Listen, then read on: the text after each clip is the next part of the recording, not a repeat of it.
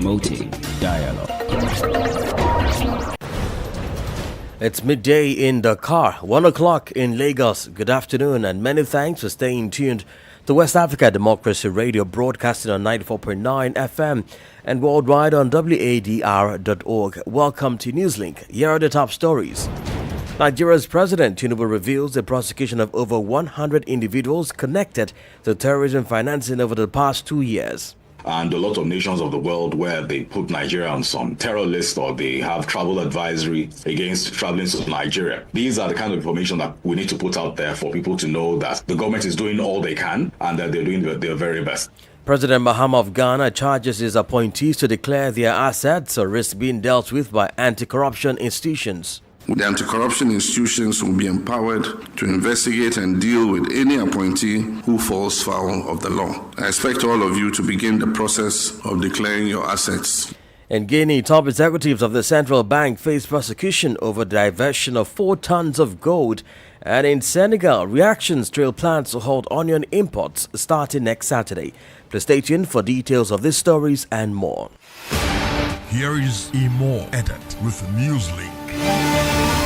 Many thanks for joining us and a warm welcome to our listeners across the sub-region. Let's begin in Nigeria, where President Bola Tinubu has declared that the country has prosecuted more than 100 individuals connected to terrorism financing over the past 2 years.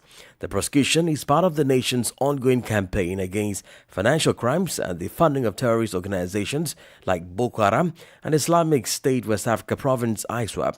George Akume, the Secretary to the Government of the Federation, discloses on behalf of the President while addressing attendees at the National Anti-Money Laundering, Combating Terrorism Financing and Counter-Proliferation Financing Compliance Summit in Abuja. Usman Mart reports. For nearly 2 decades since the war on terror began in Nigeria, many have repeatedly asked how the armed groups get their funding and logistic support, but even most of the information about war on terrorism and insurgency coming from the government have been silent on this issue. Suspicions have therefore been ripe about whether the government is indeed keen on ending the reign of terror in the affected areas. But this recent information from the presidency about prosecuting over 100 terror financiers is giving analysts a new perspective on this development. George Akume, who represented President Tinubu at the summit, highlighted that by dismantling the financial structures of these terror groups, Nigeria is significantly reducing their ability to launch attacks and disrupt communities. Dipo Oyewole, a strategy consultant, has been speaking on this revelation. The question has always been, how have they been financed? How have they continued operations for over a decade? However, as much as the operation was done silently, I would want to say that at this point where they've been prosecuted, that the government find a way to make a lot more noise, if I may use that word, about it. Because, like we say, perception is reality. And it is important that a lot of people are aware of this particular news. These are the kind of information that we need to put out there for people to know that the government is doing all they can and that they're doing their very best. The National Anti-Money Laundering, Combating Terrorism Financing and Counter-Proliferation Financing Compliance Summit in Abuja, according to the Chief Executive Officer of Nigerian Financial Intelligence Unit, Hafsat Bakari, underscores the critical need for a collaborative approach that involves political leaders, financial institutions, law enforcement agencies, and international stakeholders to effectively tackle financial crimes. For Newslink on West Africa Democracy Radio, Usman Umar reporting from Abuja. Still in Nigeria, Vice President Senator Kashim Shettima has told the global investment community that Africa is ready for investment. Senator Shettima, in an interaction with a group of investors attending the ongoing World Economic Forum at Davos, Switzerland, said the story of Africa is not all gloom and doom, but that serious efforts are ongoing to make Africa the next most investment-rewarding destination. I believe Nigeria has cause to Rubicon, and we are on a path to sustain growth and development. Most importantly, you have people at the helm of affairs who speak your language, who understand the language of business. I spent 20 years in the Nigerian banking industry. I was a general manager, the highest rank anybody could aspire to in Nigeria's largest bank, Venice Bank. So I grew up in that ecosystem. The president is a chartered accountant, a seasoned accountant. So I believe that Nigeria is ready for business. Nigeria is ready to embrace the path of modernization with very robust investment. We are having a huge deficit But we are looking forward to the AFCFT, and that involves investing in infrastructure. The coastal highway from Calabar to Lagos is the largest single investment in Africa. We are building corridors to the north. We have the West African gas pipeline. We are thinking ahead of time, akin to the Belt and Road Initiative. We are partnering with 14 African countries to invest in gas infrastructure down to Morocco. That was Nigeria's Vice President, Senator Kashim Shettima, addressing a group of investors in Davos, Switzerland, at the ongoing World Economic Forum. In Guinea, top executives of the central bank and one other individual have been indicted in the diversion of 4 tons en route to Dubai from the country. The governor of the Apex Bank, his deputy, and the president of the National Association of Gold Miners were singled out by the Guinean presidency. Since Monday, they have been questioned at the Department of Judicial Investigations of the National Gendarmerie. More details in this report by WDL's Channel Ibrahim Abadi and voiced by Gosinkoli. The case of the embezzlement of 4 tons of gold from the central bank's reserves was until now handled from an administrative perspective.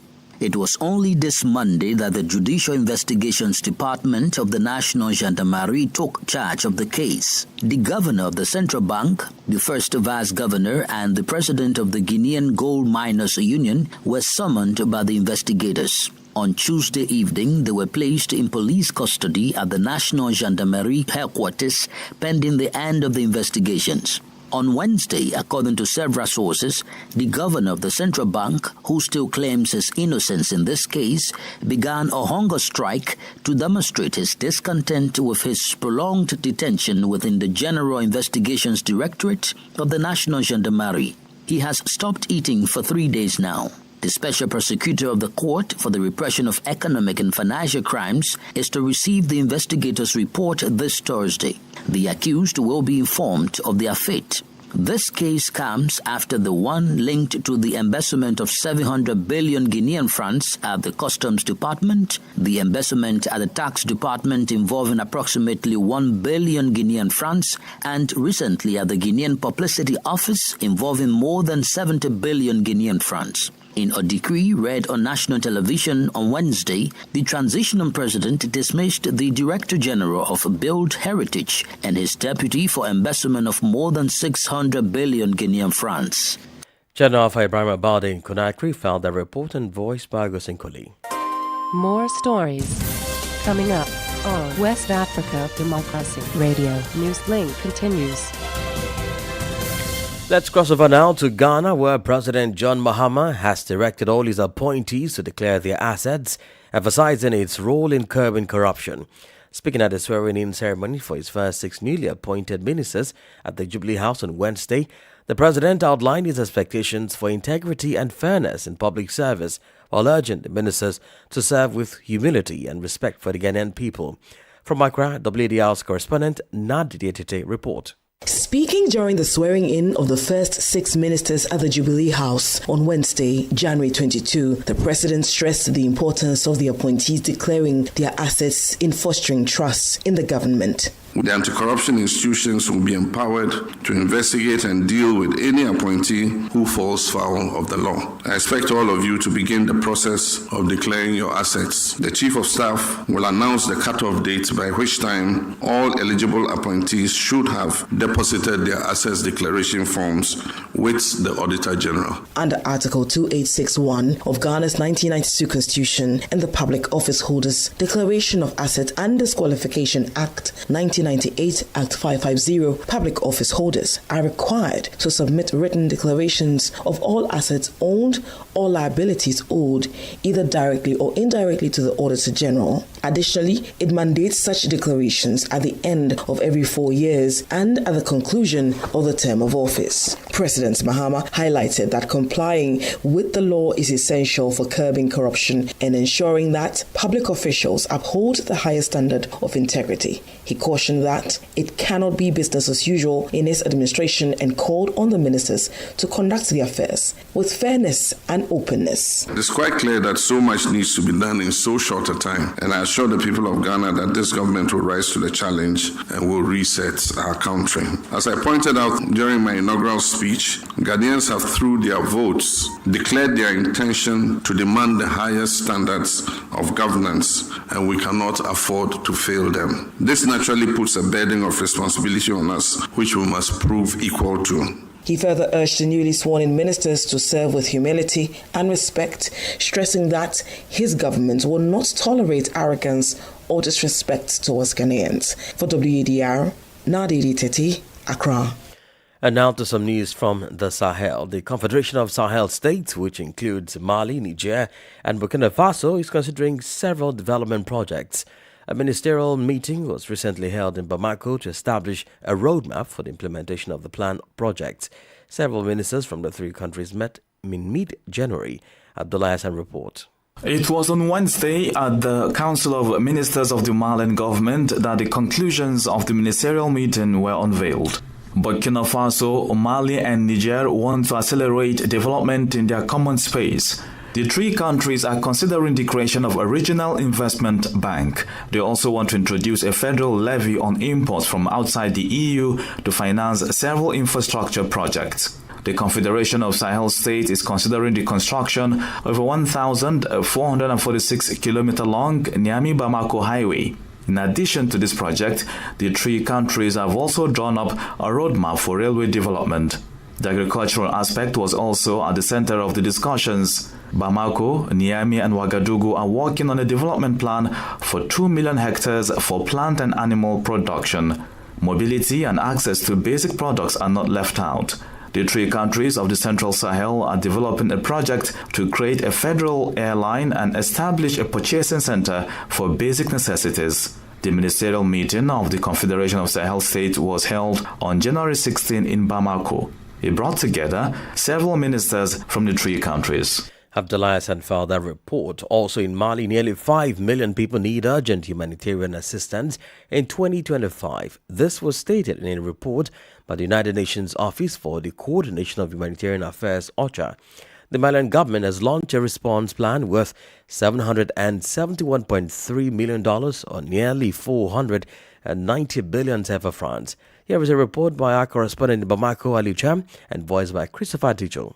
According to the Malian authorities, this humanitarian response plan aims to assist vulnerable people affected by armed conflict and internally displacements in the central and northern regions of the country.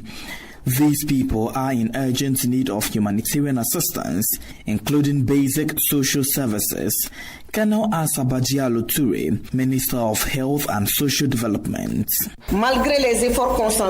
Despite the efforts made, it should be noted that 6.4 million people, or 27.7% of the current population, are in need of humanitarian aid and protection. The 2025 Humanitarian Response Plan targets 4.7 million of the most vulnerable among them, requiring assistance in priority sectors such as health, education, food security, nutrition, shelter, and essential household items, as well as water, hygiene, and sanitation.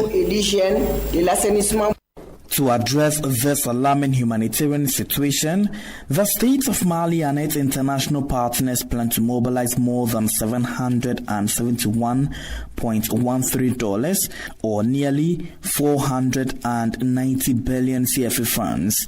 Amy Martin, head of the United Nations Office for the Coordination of Humanitarian Affairs in Mali. OCHA reaffirms its commitment to supporting the humanitarian community in implementing these response plans, particularly in advocacy efforts and resource mobilization essential for their realization. I would like to thank the donors whose generous contributions to the 2004 response plans have saved lives and brought comfort and hope to those who had lost everything. Climate change and health emergencies are also covered by the 2025 Humanitarian Response Plan.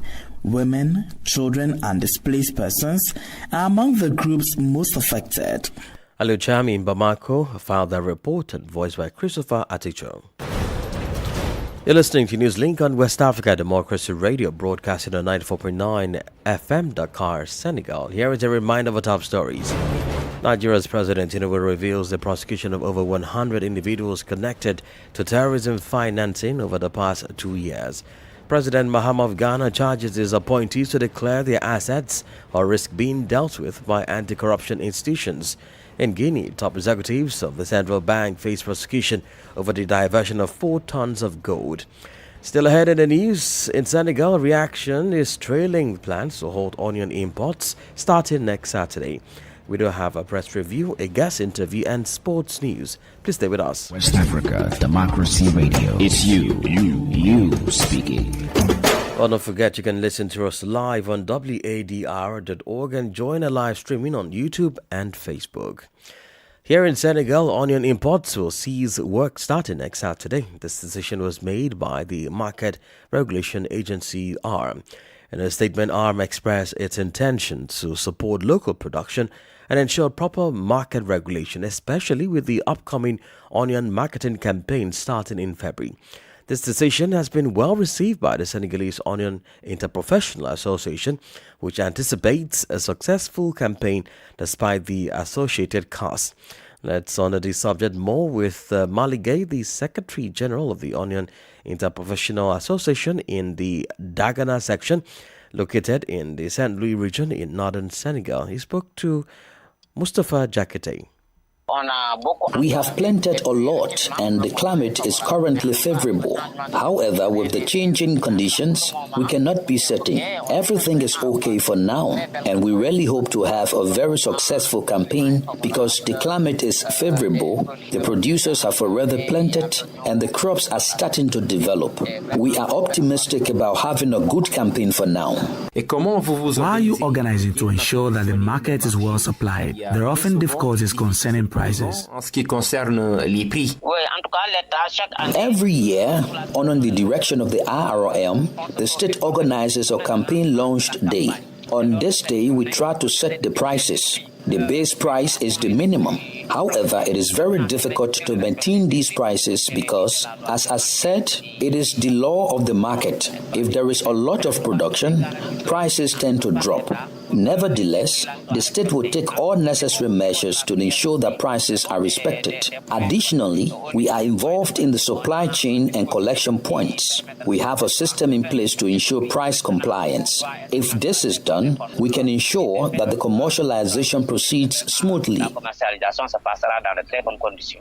Maligay is the Secretary General of the Onion Interprofessional Association in the Dakar section, speaking with WADR. Now, the 2023 Sierra Leonean Auditor General's report has indicated that the country's immunization efforts are at risk because of troubling deficiencies in the management of vaccines. This, the report said, could put the health of countless children at serious risk. Chez to complete the story. The audit focused on the Gavi Health System Strengthening Initiative and covered alarming lapses in temperature monitoring and vaccine storage practices, issues that could compromise the safety and effectiveness of vaccines across the nation. The audit further uncovered that 2 peripheral health units had failed to conduct the routine temperature monitoring required for vaccine storage.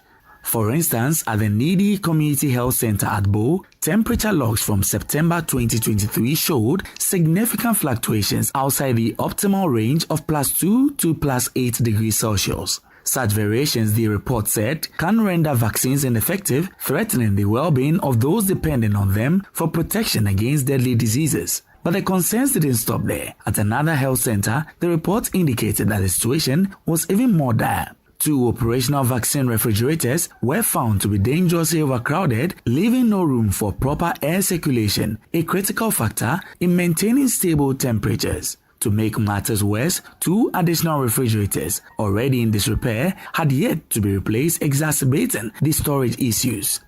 There are now concerns that as Sierra Leone strives to improve its healthcare system with support of international partners like Gavi, there should also be urgent corrective action put in place. Government and relevant stakeholders have been urged to act swiftly to address these deficiencies and restore public confidence in the nation's immunization programs. Chez so far that report. This is the Newspaper Review. Stay abreast and find out what the top stories are in your country. This is the Newspaper Review. The Newspaper Review. Well, let's cross over to the Gambia as we join Sankle Janko, who is on standby in Banjul for the Newspaper Review.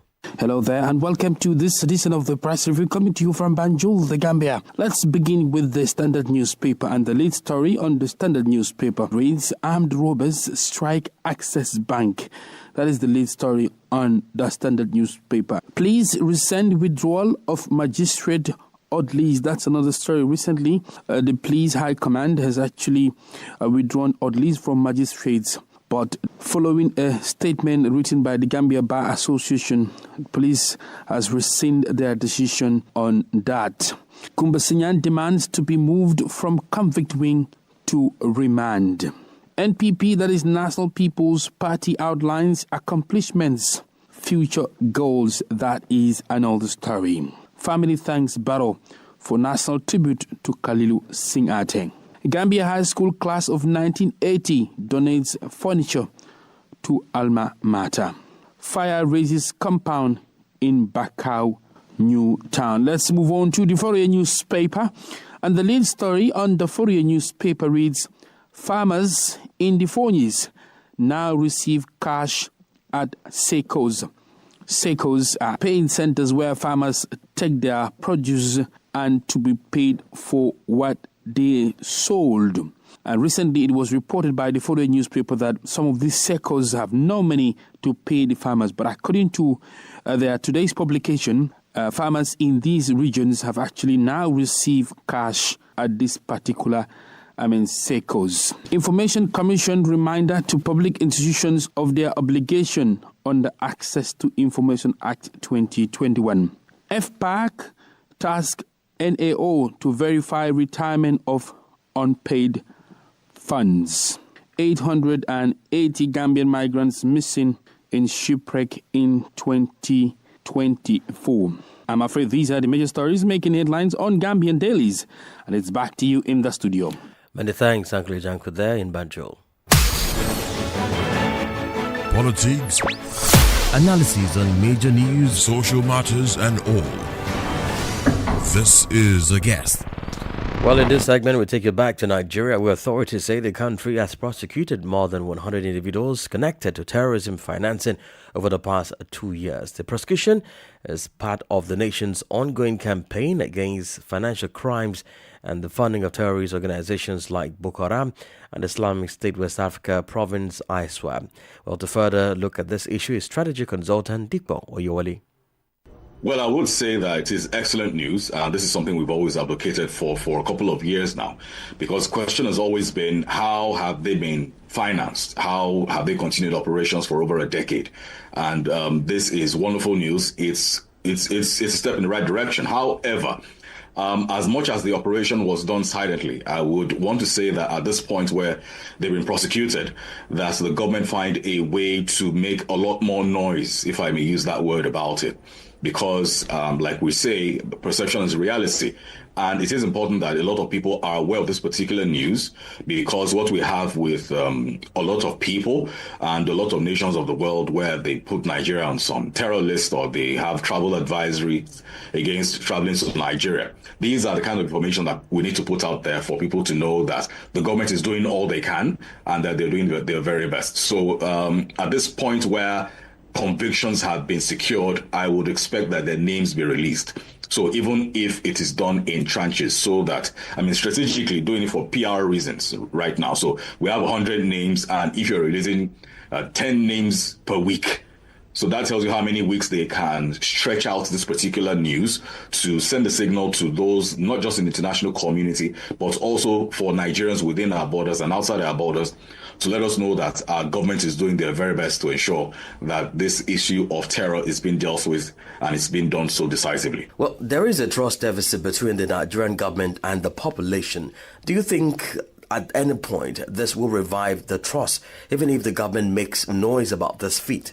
Yes, it will, because, like we've always discussed on this platform and others, that there is a huge gulf of trust between the Nigerian government and the people. And you really can't blame the people as well, because the government has also done a very poor job in the last couple of years to see how they communicate effectively with the people, to let them know how they're doing with certain things. Now, is the government perfect? No, they're not. But the few things they're doing right, I believe that it is incumbent upon them to see how they can communicate it adequately, because there are certain things that a lot of Nigerians will not necessarily see in their day-to-day life that is also going to be adding up in a couple of maybe weeks, months, or years to come that would be beneficial to us. For example, the issue of safety.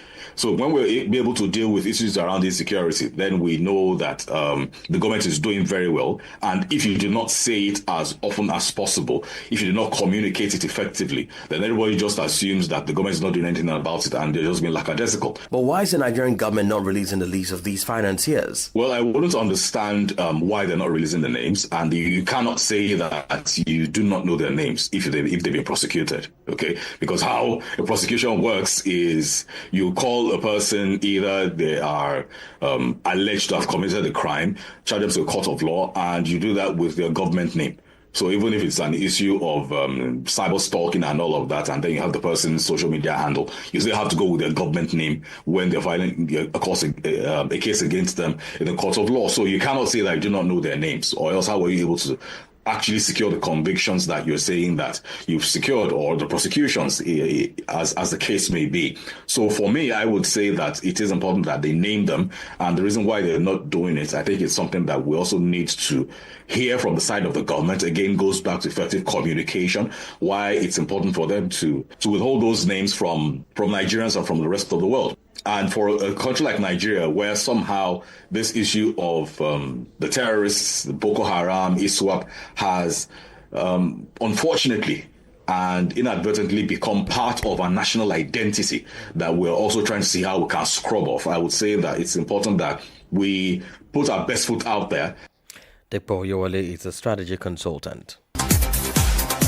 And in sport briefs, as Morocco prepares to host the 2025 CAN, beyond the sporting aspect, this choice represents a strategic issue and will allow the country to demonstrate its capacity to organize events of global scope, such as the next 2030 World Cup.